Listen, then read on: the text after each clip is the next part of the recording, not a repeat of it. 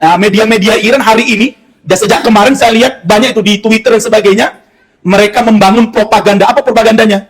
Setelah Suriah jatuh ke tangan para pemberontak, maka semua tadrib askari, semua pelatihan militer untuk Palestina di Suriah dihancurkan semuanya. Ketahui Bapak sekalian, yang dihancurkan oleh mujahidin yaitu apa? Sekolah-sekolah atau tempat-tempat pendidikan militer untuk Palestina yang ada di Suriah, itu adalah miliknya Iran yang dihancurkan. Itu miliknya orang-orang Syiah. Sekarang mereka propaganda. Ya, karena mereka punya akidah namanya apa? Taqiyah. Ya, mereka punya akidah namanya taqiyah. Ini penting untuk kita perhatikan ya. Salah satu dedengkot Syiah yang hari ini banyak dipuja-puja oleh anak-anak muda umat Islam Indonesia, bahkan sekarang didorong-dorong untuk menjadi penggantinya si Miftah, ya. Itu adalah si Habib Ja'far Husain Ja'far Al-Hadar. Ini Bismillahirrahmanirrahim.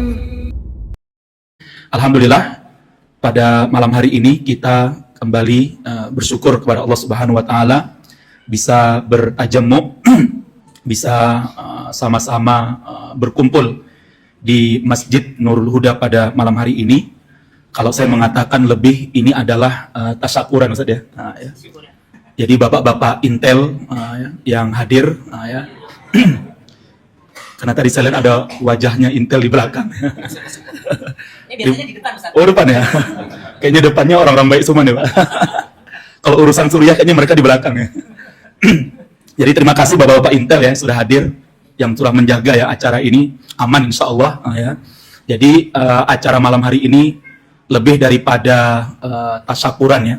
Bagaimana tidak 14 tahun ya umat Islam dibantai di Suriah dengan berbagai macam bentuk pembantaian ya. Yang ketika pertama sekali dulu orang-orang Syiah ini membantai umat Islam di perbatasan Suriah dan Palestina ya, dan juga di perbatasan Lebanon dan Palestina ya. Dulu ada namanya Harokatul Amal ya, yang didirikan oleh Musa As-Sadr yang merupakan anteknya Khomeini yang dikirim ke Lebanon, yang kemudian sekarang menjadi Hizbullah itu. Ya. Itu adalah cikal bakalnya dari Harokatul Amal ya. Dulu orang pertama yang Musa As-Sadr ini dihilangkan oleh Khomeini. Ya. Jadi sampai hari ini tidak diketahui di mana dia dikuburkan dan di mana dia dibunuh. Ya. Terakhir sekali Musa As-Sadr ini terlihat terakhir sekali dia mengunjungi Libya. Ya, waktu itu dengan Gaddafi dia datang ke Libya, dan sejak itulah terakhir sekali Musa As-Sadr itu kelihatan di publik. Setelah itu sampai hari ini tidak diketahui di mana Musa As-Sadr ini. Pada Musa As-Sadr ini ya kaki tangannya, tangan kanannya apa? Khomeini. Hanya saja Khomeini kemudian menghabisi Musa As-Sadr karena di akhir-akhir kematian daripada Musa As-Sadr atau dibunuhnya Musa As-Sadr ini, dia mulai mengkritisi ajaran kufurnya Khomeini, yaitu wilayatul faqih. Nah, ya. Jadi antum bisa bayangkan Pak sekalian, orang-orang Syiah saja yang kemudian berani mengkritisi kebijakan Syiah Majusi Iran, itu dihabisi. Nah, ya. Termasuk yang terakhir, Hasan Nasrullah itu. Apa kurangnya Hasan Nasrullah untuk Iran itu? Bisa dikatakan dari ujung kaki sampai ujung rambut dia persembahkan untuk Khomeini, ya, untuk Iran ya, sejak ya. Jadi Hizbullah itu nyembah Iran itu sudah sejak eranya Khomeini.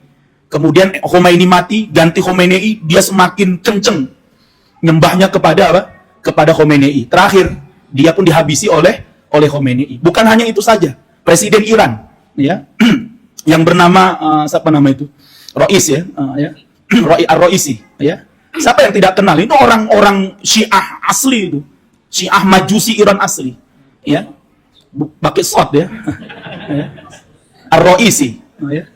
Presiden Iran loh. Enggak main-main.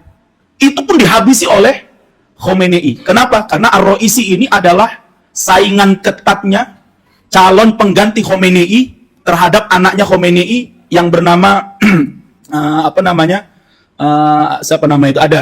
Jadi Khomeini ini punya seorang anak yang sekarang menjadi kepala badan intelijennya Iran, ya.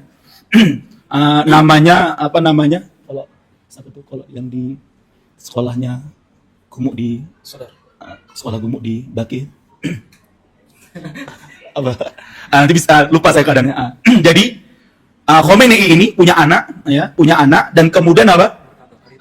Kemudian dia menjadi persaingannya. Jadi kalau saingan ketatnya dengan Roisi, maka apa? Sebelum Khomeini mati, maka Roisi dihabisi dulu supaya apa? Supaya nanti ketika Khomeini suatu saat mati, maka jalan bagi anaknya Khomeini untuk menjadi pengganti Khomeini itu bisa dengan mulus. Artinya begini Mas sekalian, artinya orang-orang Syiah saja itu di dalamnya penuh dengan apa?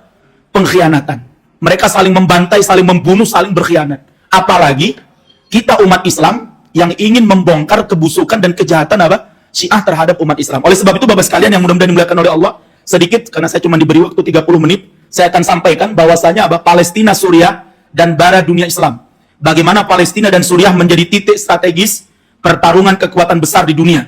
Nah, ini penting untuk kita perhatikan. Yang pertama, Palestina, Suriah, Rohingya, kemudian termasuk Uighur dan sebagainya, itu semuanya adalah PR daripada umat Islam. Tidak ada sedikit pun kita membeda-bedakan. Hanya saja ada yang mungkin lebih diprioritaskan. Tapi itu sebenarnya tidak ada perbedaan. Semuanya adalah PR kita umat Islam. Sehingga ini penting Bapak-Ibu sekalian mudah-mudahan dimuliakan oleh Allah.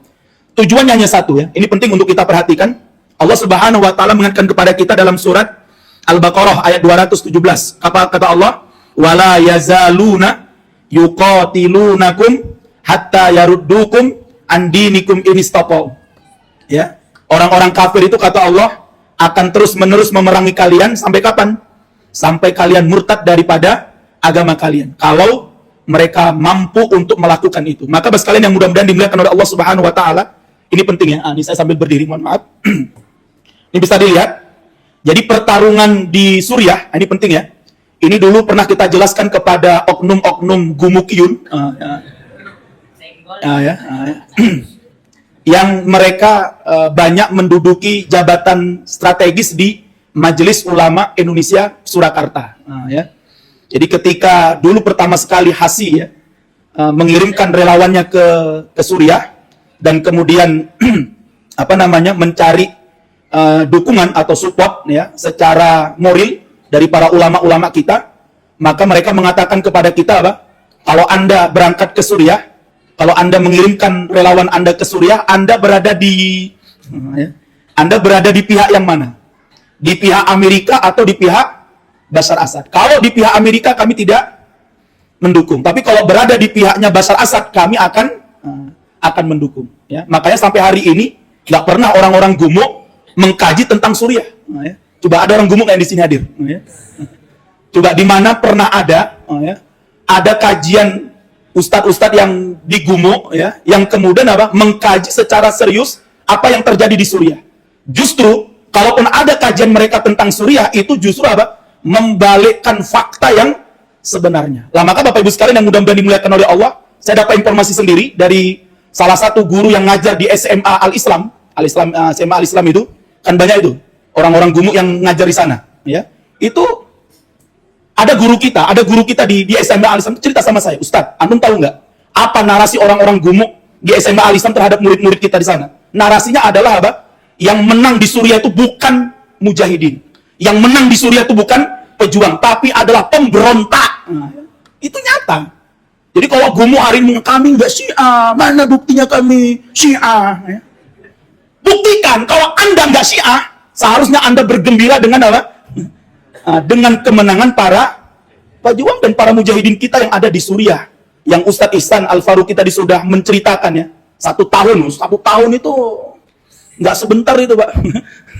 Beliau bisa tinggal di sana dan kemudian Allah berikan ya banyak rezeki tentunya kepada beliau bisa lihat langsung dengan mata, kepala, sebagainya. Oleh sebab itu Bapak sekalian yang mudah-mudahan dimuliakan oleh Allah. Jadi kalau kita bicara Suriah Pak, itu ada tiga kelompok yang harus kita pahami bersama. Yang pertama Barat, di sini ada Amerika, Israel dan sekutu-sekutunya dari Eropa dan Arab. Kemudian ada kelompok yang kedua, ini Iran, Lebanon, Irak, Rusia dan Cina. Kemudian yang ketiga adalah kelompok daripada pejuang, yaitu para mujahidin dan juga para kaum muslimin yang ada di sana. Nah, ini jadi kita harus paham itu ya. Jadi ada ada 3 peta kekuatan di Suriah. Ada blok barat, ya, karena mereka juga punya kepentingan di sana.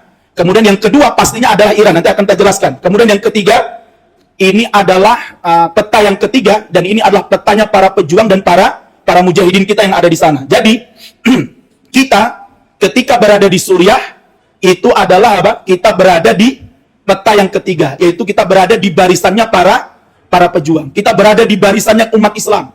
Kita berada di barisannya para pejuang, para mujahidin. Tidak berada di barisannya Amerika dan sekutunya, dan juga tidak berada di barisannya Israel, Iran dan sekutunya. Baik, sekalian ya. Kemudian yang selanjutnya kita akan lihat apa kepentingan Amerika dan sekutunya, Eropa dan Arab di Suriah. Yang pertama, pastinya mengamankan wilayah apa? Wilayah Israel. Ini penting untuk kita perhatikan. Yang kedua, hegemoni atas dunia Arab, baik ekonomi, politik dan militer ya. Artinya kalau nanti Amerika menang di Suriah, mereka tentunya semakin besar kepala dan menganggap Amerika adalah apa? Negara terkuat di dunia. Ini penting untuk kita perhatikan ya. Kemudian juga mereka juga memiliki kepentingan politik, kepentingan militer dan kepentingan apa? Ekonomi. Karena Suriah ini termasuk penghasil minyak terbesar di dunia. Ini harus kita pahami bersama. Makanya dulu ISIS ketika masuk ke Suriah, maka yang mereka intai terlebih dahulu adalah apa? Kilang-kilang minyaknya Suriah. Dan itu yang kemudian menjadi propaganda ISIS waktu masuk ke Suriah. Memanggil orang-orang dunia, termasuk dari Indonesia, silakan datang ke Suriah. Kenapa? Kita sekarang sudah punya 3 kilang minyak. Ya. Dan mereka jual di pasar-pasar gelap. Sehingga kalau ada orang-orang yang datang ke Suriah, bergabung dengan ISIS, akan digaji per bulannya sampai 30 juta. Apa enggak? Tertarik coba. Di Solo nganggur. Tukang parkir. Lah, tukang parkir. Mengongkang-ongkang kaki. Ya. Lah ternyata ada seruan. Ya. Apa meneh utangnya oke. Wah, ya. Udah. Langsung itu banyak itu yang tertarik. Dan mereka berangkat tinggalkan rumahnya, jual rumah, jual tanah, tinggalkan istrinya, bahkan ada yang bawa istri anaknya terus berangkat ke Suriah. Kenapa? Karena ada iming-iming dunia.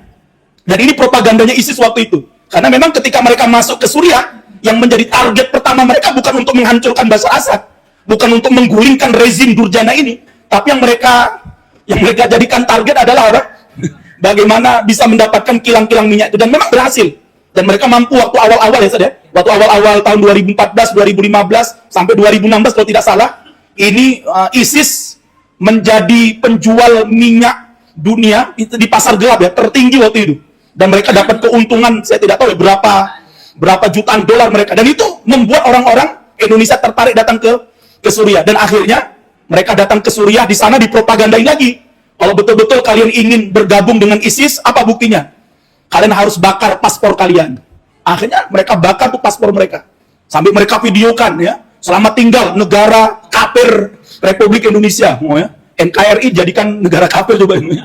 Sampai kan negara kesatuan Republik. Nah, mereka ganti itu, selamat tinggal pemerintah tauhid ya. Sekarang kami sudah berada di dalam Daulah Al-Islamiyah bil Iraq wa Syam. Selamat tinggal. Hari ini kami bakar paspor kami, dibakar itu. Nah, sekarang mau pulang bingung ya. Dan nggak mungkin pulang lagi tuh. Wallahu a'lam nanti ya.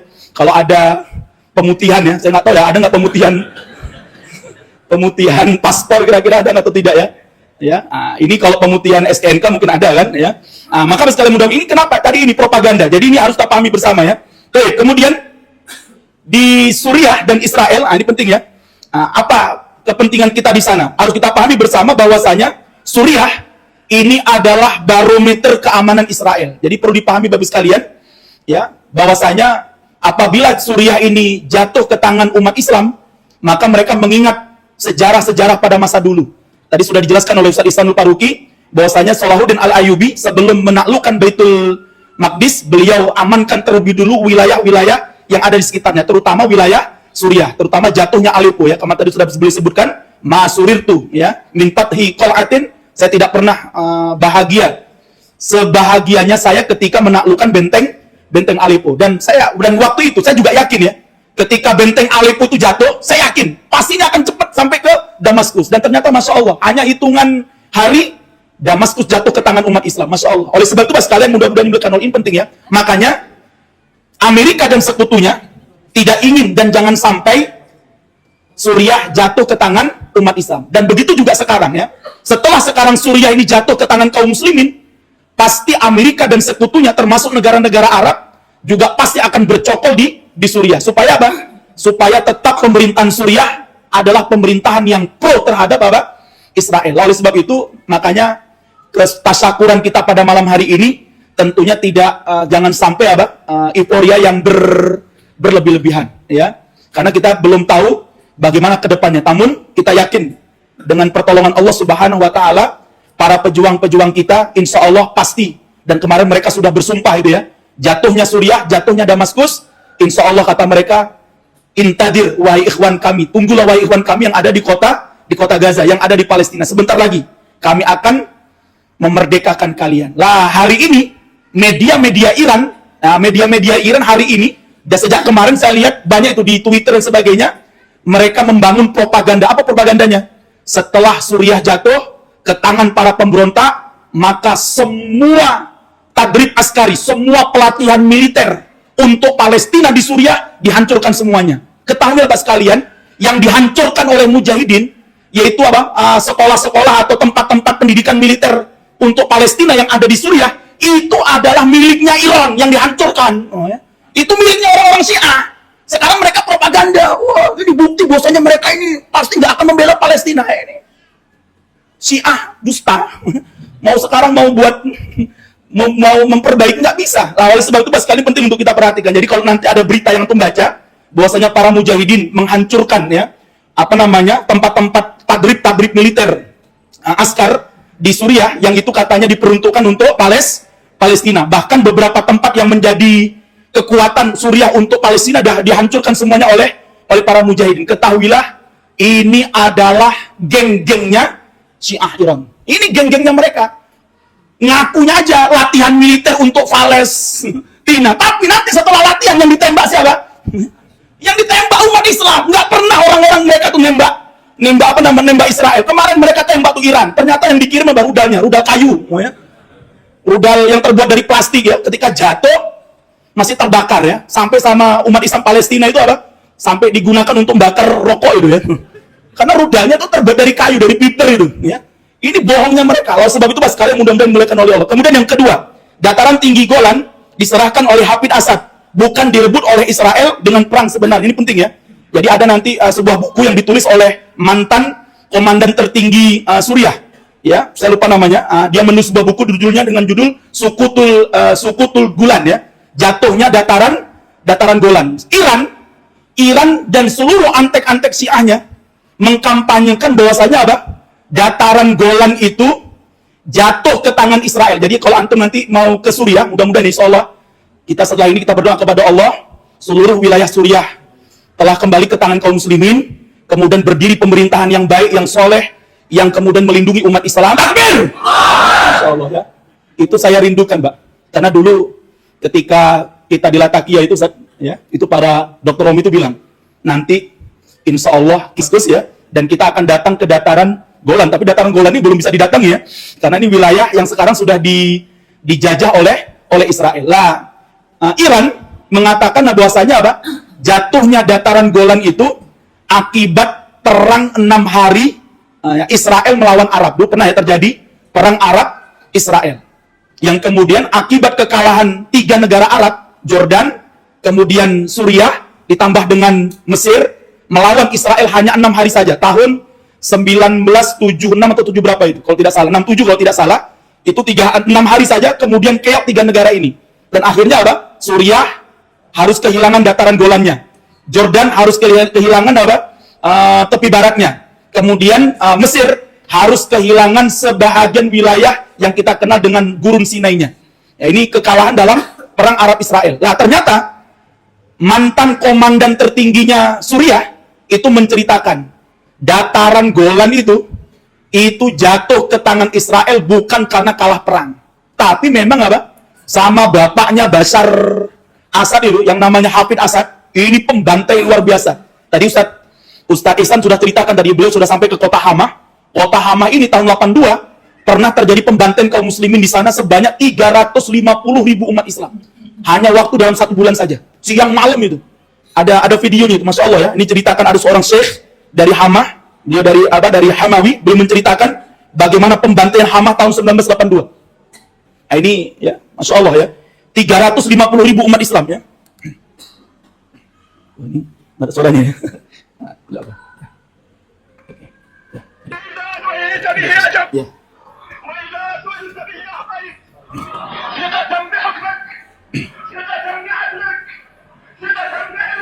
Ini Syekh Ahmad Al-Maqdad, kalau tidak salah ya, Al-Qattat ya. Nanti bisa dilihat itu. Ya, beliau katakan ini tahun 82 ini, beliau ceramah dan akhirnya saya ini juga dibunuh. Beliau katakan hari ini Hama berada dalam kepungan tentaranya Hafid Asad selama 1 bulan penuh, kata beliau. Ya. Salah sumiat nasaman, kata beliau. 300 salah sumiat alaf nasman, 300.000 umat Islam dibantai di kota Hama tahun 1982. Banyak para ulama, para ahlul ilmi dibantai di kota Hama ini. Maka kemarin ketika umat Islam berhasil mengembalikan kota Hama, Masya Allah ya, ini luar biasa kegembiraan daripada kaum muslimin di sana. Kemudian makanya umat Islam ini, Pak, di Suriah itu dendamnya sama Hafid Asad itu luar biasa. Makanya alhamdulillah ini kuburannya pun dibakar. Antum bisa lihat dulu ya. Kuburannya Hafid Asad pun dibakar, Pak. Bahkan ada seorang dari Hama itu saking dendamnya itu, wallahu alam apakah ini benar atau tidak, nanti saya tanya sama Ustaz Ihsan Taruki itu ya. Sampai dia kencing itu kuburannya. Saking kasihan itu Ustaz. Habis dibakarkan dipadamkan. Dipadamkan ya. Wah ini takwilnya luar biasa ini ya. Habis dibakar. Itu karena luar biasa, Pak. Karena Hafid Asad ini, Pak, Hafid Asad ini, wal'iyadzubillah, semoga Allah penuhi kuburannya dengan bara api neraka. Amin ya. Ini naudzubillah min dzalik. Pembantai, pembunuh. Nah, Hafid Asad inilah yang sebenarnya memberikan dataran Golan kepada Israel. Nah ya, sebagai imbalannya, maka pemerintahan Suriah yang sebelumnya dipegang oleh Ahlus Sunnah akhirnya sama Prancis digulingkan dan diserahkan kepada Hafid Asad. Ini penting Bapak Ibu sekalian. Sejak itulah orang-orang Nusairiyat ini kemudian menjadi penguasa di Suriah sampai hari ini. Hafid Asad itu 29 tahun. Bashar Asad 24 tahun. Yang menarik Bapak sekalian, yang menarik adalah apa? Ketika awal-awal revolusi tahun 2011, lihat bagaimana orang-orang Syiah ini seyakin-yakinnya Bashar Asad nggak akan mungkin tergulingkan. Sampai mereka mengatakan Bashar layasquto, Bashar Asad nggak akan terguling. Dan itu mereka propagandakan. Nggak hanya di Suriah, di Iran, termasuk di Indonesia. Bahkan sampai di Indonesia mereka bilang Bashar Asad itu Salahuddin hari ini. Salahuddin apa? Pret. Dan waktu itu untuk menguatkan mentalitas orang-orang Syiah ini bahwa Bashar Asad nggak akan pernah guling dan nggak pernah akan jatuh, sampai mereka katakan la ilaha illa Bashar, nggak ada Tuhan yang hak untuk disembah kecuali Bashar Asad. Tapi begitu, sampai mereka rubah tuh, bisa tanya sama Ustaz Ihsan itu, sampai mereka rubah itu surah Al-Ikhlas itu, qul huwallahu Bashar. Benar itu. Mereka katakanlah Allah itu adalah Bashar Asad itu. Namun Allah buktikan hari ini. Apa yang dulu mereka janjikan, apa yang mereka propagandakan, hari ini telah terjadi yang sebaliknya. Allah menangkan para pejuang yang ada di sana, dan yang namanya ya, nah ini kita bisa lihat di sini nih, ya. Ini adalah, nah ini bisa dilihat, ini patungnya Bashar Asad ini, terakhir sebelum kemarin Hafid ini, ini patungnya Hafid Asad ya. Nah, ini bisa kita lihat. Ini kemarin ketika mereka menggulingkan ini, ya. Jadi yang paling banyak di Suriah itu bukan patungnya Bashar Asad, tapi berhalanya Hafid Asad. Jadi berhalanya Hafid Asad di Suriah ini banyak sekali. Alhamdulillah sudah dihancurkan semuanya.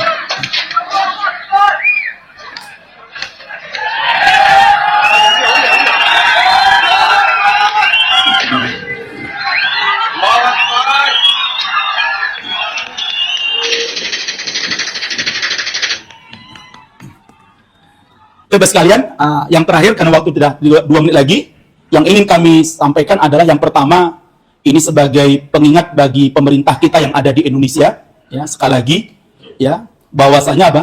Jangan pernah memberi ruang kepada Syiah di Indonesia. Ketahuilah, Syiah itu di mana-mana. Kalau masih kecil, Pak, selalu propagandanya, Pak, ukhuwah dan ukhuwah. Saudara kita ini ukhuwah. Syiah dan Ahlus Sunnah itu sama-sama. Itu kalau masih kecil.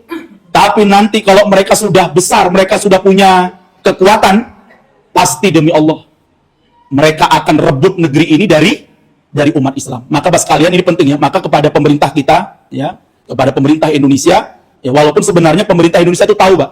Bahkan milisi-milisi Syiah ketika kemarin waktu revolusi Suriah itu banyak yang dikirim ke Suriah. Hanya saja ketidakadilan pemerintah kita, terutama dari pihak kepolisian, itu tidak pernah membongkar, ya, tidak pernah mengungkap mana data-data orang-orang Syiah yang berangkat ke Suriah dan belajar perang di Suriah. Itu nggak pernah diungkap. Saya tidak tahu, mungkin Iran dikte ya, dibongkar ya, yang bongkar orang tak kei, duit mungkin ya, atau mungkin dibayar. Wallahu a'lam bishawab. Yang jelas, saya yakin pemerintah kita, terutama di kepolisian itu punya data milisi Syiah Indonesia yang berangkat ke Suriah. Hanya saja itu tidak pernah mereka ungkap. Yang mereka ungkap ya tadi ini, Ustaz Mas'ud ya, yang berangkat, Ustaz Ihsan ya, ya. Itu aja yang dibongkar ya.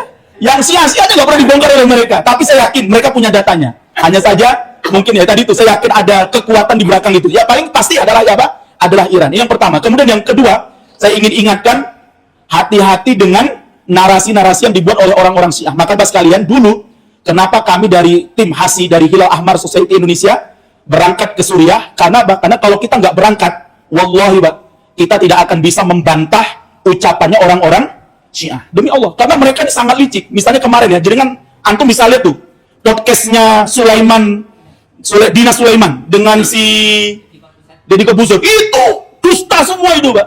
Dusta semua itu.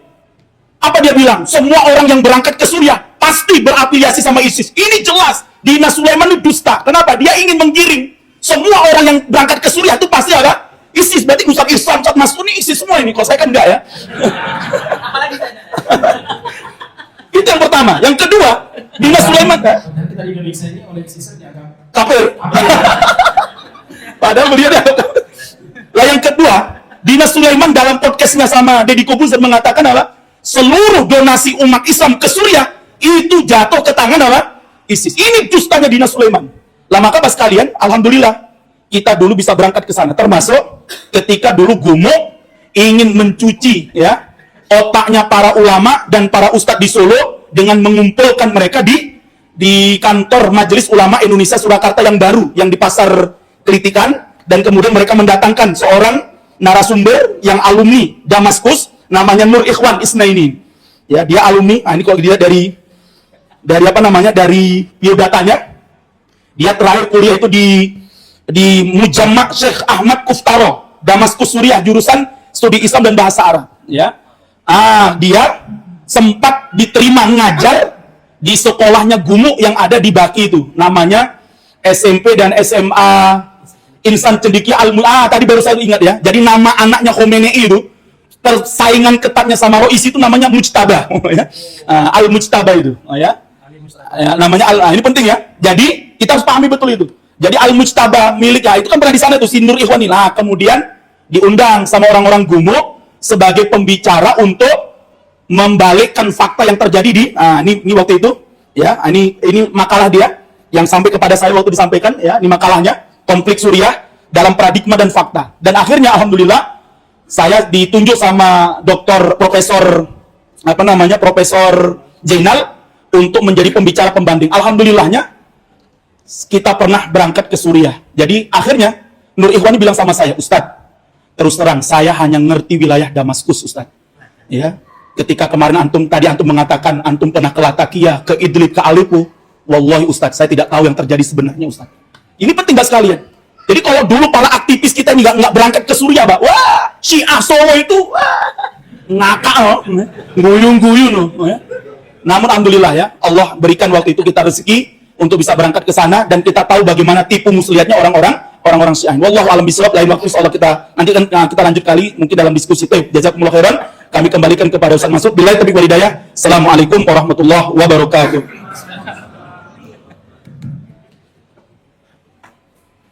Saya berikan masing-masing 1 menit aja Ustaz ya. Iya, saya tunggu dulu. Baik.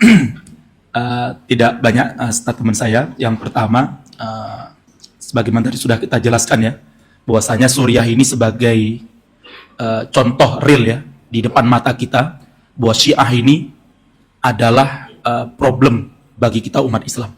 Ya, sehingga saya mengajak kepada bapak-bapak dan ibu-ibu para ikhwan untuk mengkaji tentang Syiah ini dan waspada dengan tokoh-tokoh mereka, ya waspada dengan propaganda-propaganda mereka.